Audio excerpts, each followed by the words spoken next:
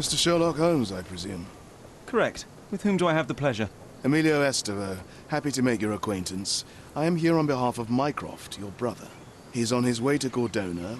In the meantime, he requests your assistance with a sensitive matter. My orders are to provide you with the details. You have my attention, Mr. Estevaux. Mark Ridley, the son of General Arthur Ridley, is being blackmailed. Suffice to say, the compromising material is of a delicate nature. The matter is of no small importance to the Crown, especially given the status quo on Cordona. What does Mycroft want me to do? Retrieve the blackmail material? No, sir, nothing of the sort. Mark Ridley is meeting the blackmailer atop the old city bridge tower. You shall observe from a distance, then establish the blackmailer's identity.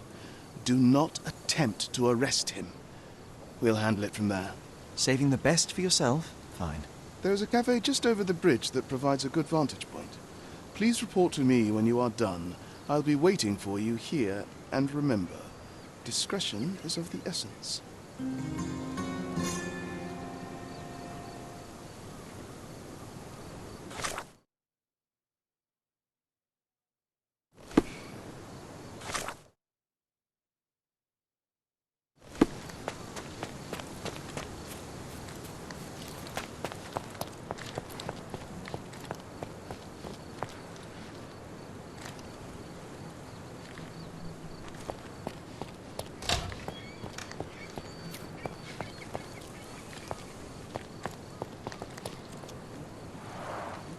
It's a bizarre object, and yet oddly familiar.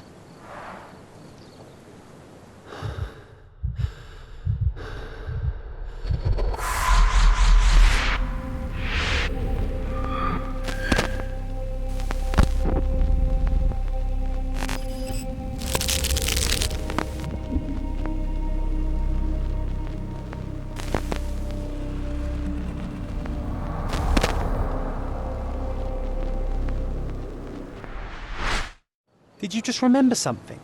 Yes. A room full of curiosities and artifacts. I think I can find it in the manor. Sherlock. So, you continue to pursue the imaginary. I had hoped you might have got all this out of your system by now.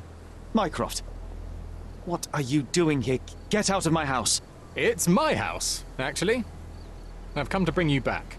I have no interest in returning, let alone with you. I know you lied about Mother all these years, claiming she was merely ill, but she was unstable.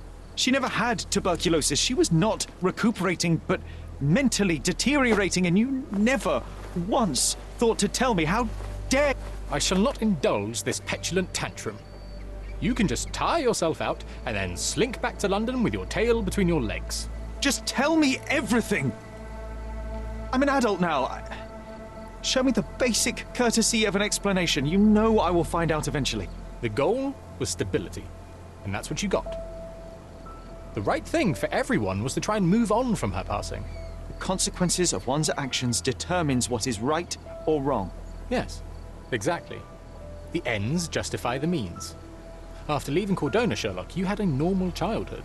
In London, I was able to support you, guide you, shape you into a fine and productive young man. You have so much potential, so much to offer society. But that's not the end. Now I've found the truth, and it has shattered everything I knew about her, about you, and about myself. I feel unstable because of you. Your actions were not justified. Lying never is. Oh, grow up, Sherlock. It was a white lie which has as much use in the realm of the interpersonal as the international. It is time you come to accept that some things are bigger than yourself. Oh, you are full of it. You like to pretend you care about the big picture, but it's just an ego trip. You like knowing more than others. You like greasing palms and rubbing shoulders with the rich and powerful. You like having eyes and ears everywhere. The fact it helps the nation is incidental, because all you care about is yourself. It's true. I have agents everywhere, including Cordona.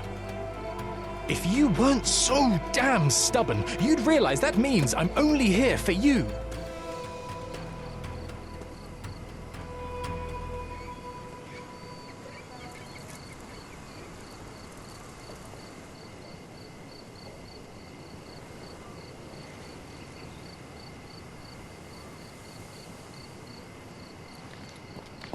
Just look at this thing. It's huge.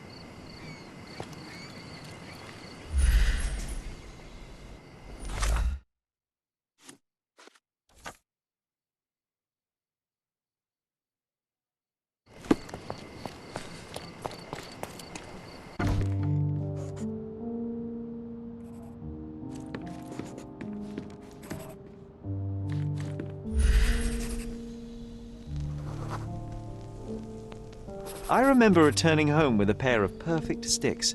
We wanted to turn them into training swords. Oh, that's right. We stood there, frozen, staring at something huge in the main hall.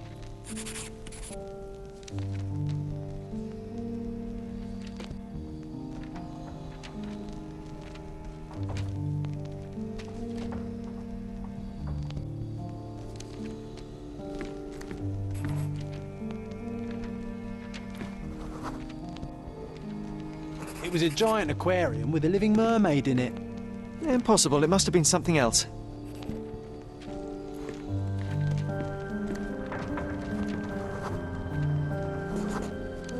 Oh, of course, that mortifying hoax presently taking up space in our front yard. Well, fine. Your memory's better than mine. But I'm sure we started examining it immediately. And someone else was around too.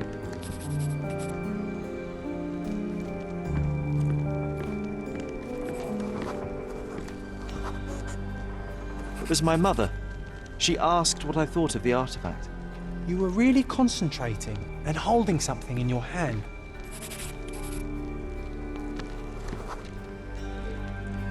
I inspected it with a magnifying glass and was able to confirm it was made of two different skeletons.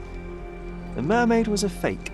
And so it was time to smash the thing. Your mother took a hammer and... Slow down, John. That's not how it happened. I remember other people joined us.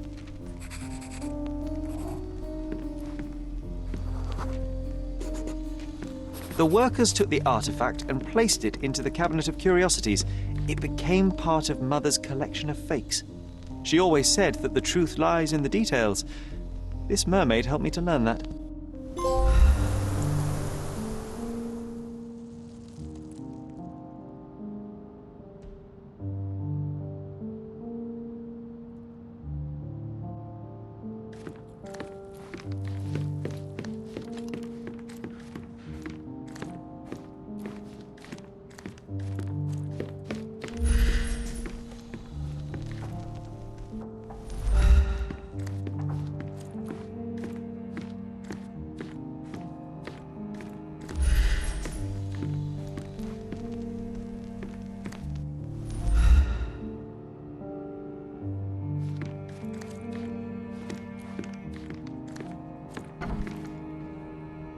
Ah yes, my mother's studio.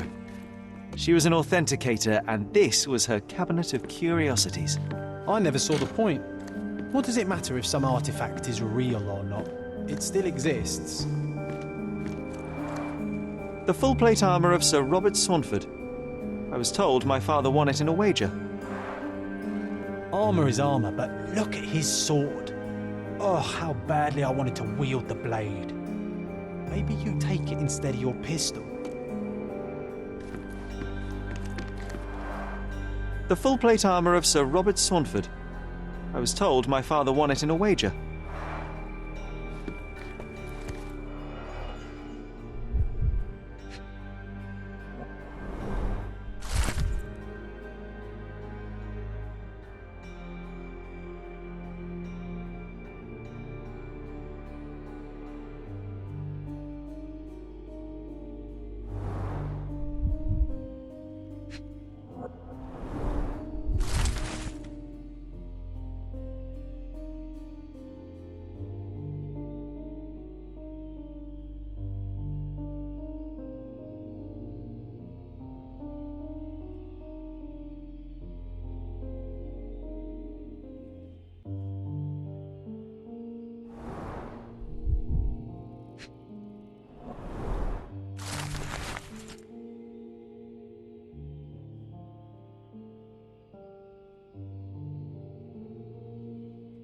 Clearly, it was deliberately torn.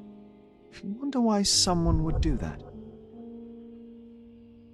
The Tulpa, Studies in Tibetan Mentalism. An impressive number of bookmarks. Someone was rather obsessed with this subject.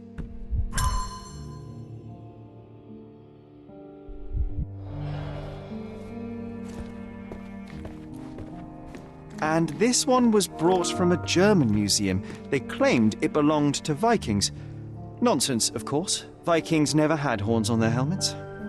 The so-called mummy of a Persian princess. The defrauders did good work, but missed one small detail. It's the mummy of a man.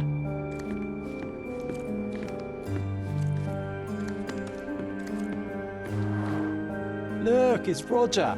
This jolly old man's well preserved. Even looks refreshed. I doubt he drew much interest at the auction. That's for the best. I'd be upset if he fell into the wrong hands.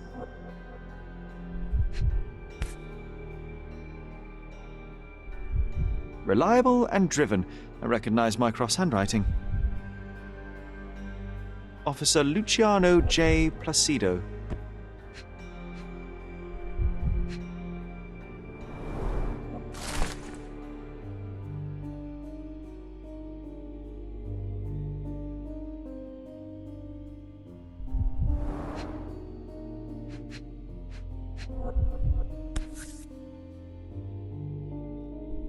Carefully opened.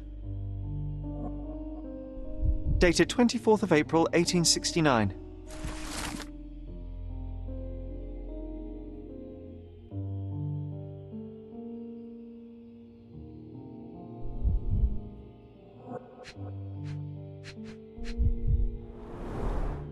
So many calling cards.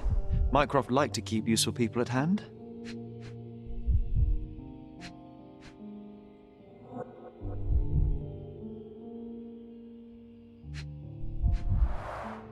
This drawer was always closed.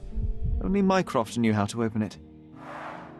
I remember we tried to break it open and spy on him, but alas, had no success. Maybe today's the day. Oh, Sherry. I'm starting to remember something. Oh, I remember these. We used them to spar together until Mycroft found out and forbade us from using real weapons. I remember this cozy blanket. It was perfect for... Wigwam! Oh, that was a joy to build them. Imagining ourselves as wayfarers on the other side of the world.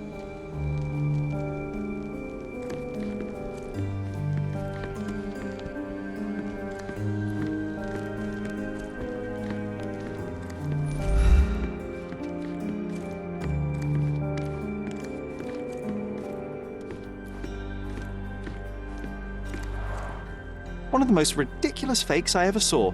Its owner insisted it was a polar bear. He thought the white paint on the brown fur wasn't noticeable.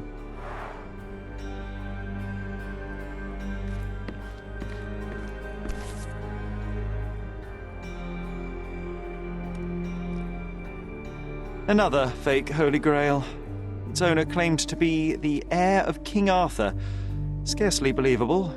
He also insisted a deadly rabbit was hunting him.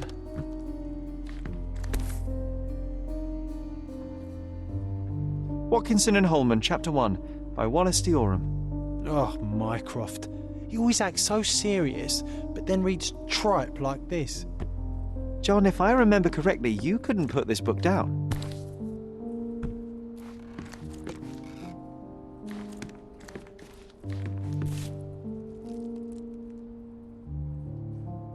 Another.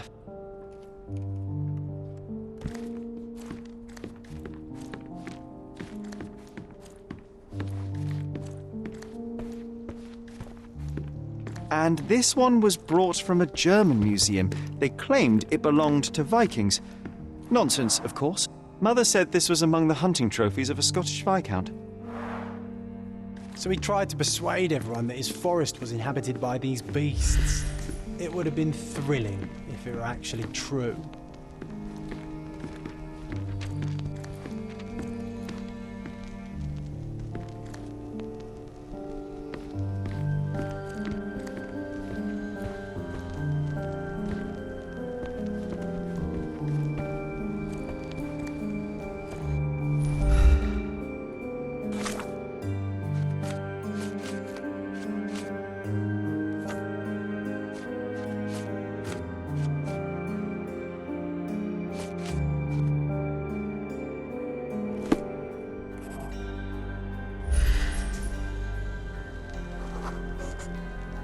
Ah, the memory comes back. We snuck about watching him. He closed the drawer and went to the hall. We were like two shadows crawling behind him.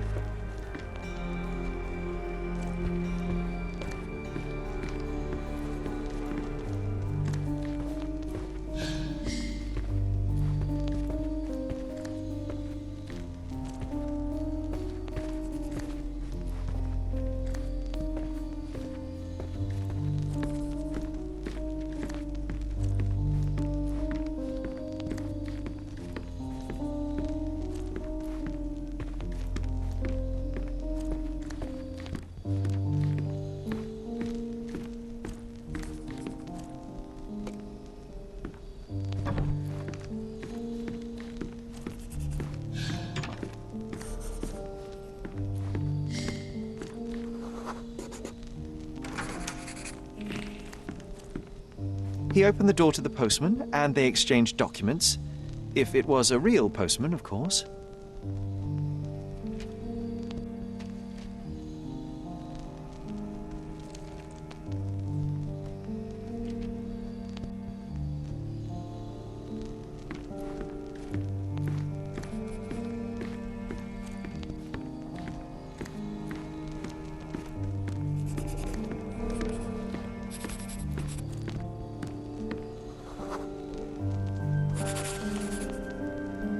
The painting on the wall was slightly at tilt. He stopped and straightened it.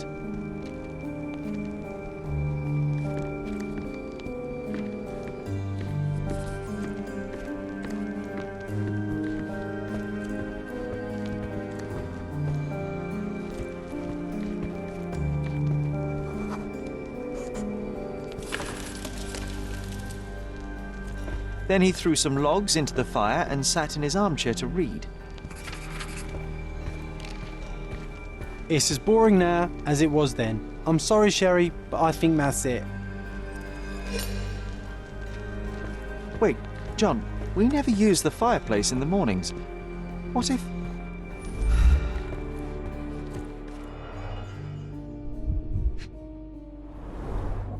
A bit of juniper in the fireplace created a soothing atmosphere. It's the little things, isn't it? I think this is what we're looking for.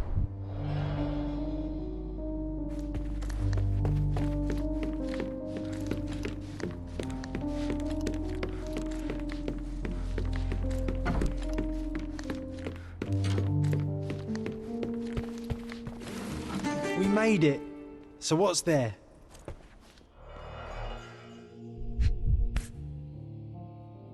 Gifted by Queen Victoria herself. Single malt whiskey, Mycroft's favourite.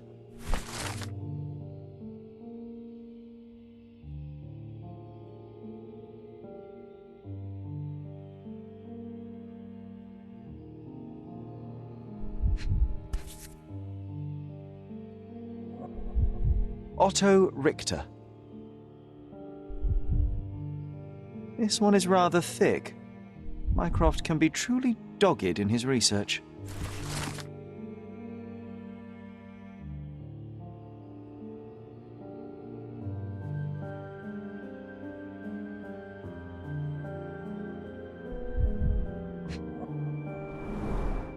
Dossiers on the most influential people on Cordona. Mycroft always had a habit of building files on everyone he met.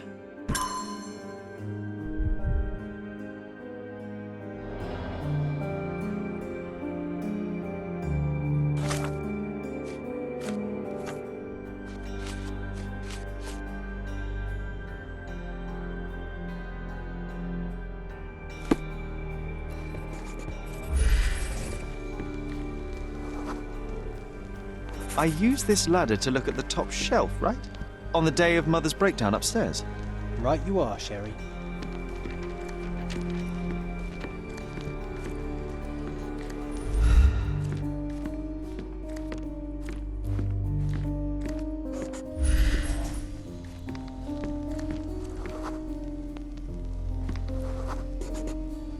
We heard a noise. I can't recall of exactly what. And we didn't have a great view from behind the statue.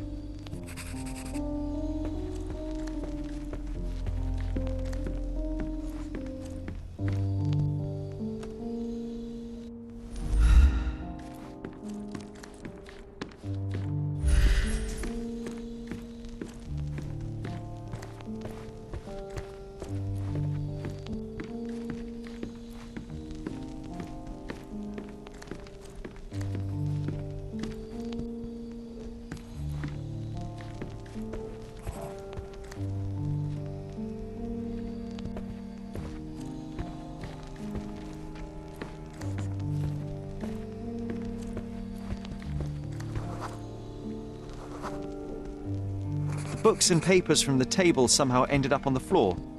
Now it's coming to the surface. I feel it.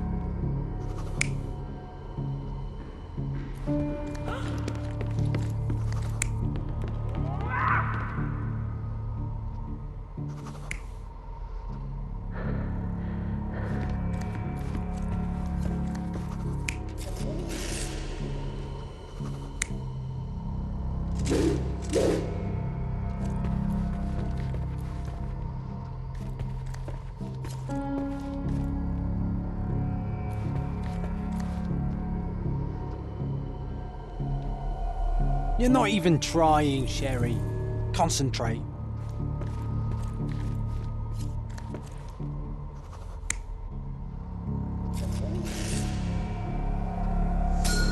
Come on, Sherry. Let's go outside. Wait. Did you hear that? Come here, Sherry. You call this progress? Charlatan, amateur. I'm not letting you anywhere near my mother again. So there was a quarrel between them.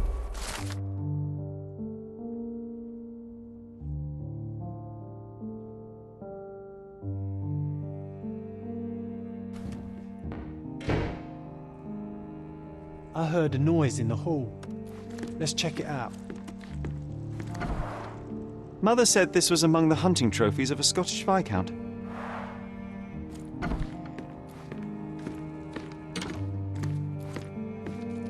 Sherry, look! We've got a part.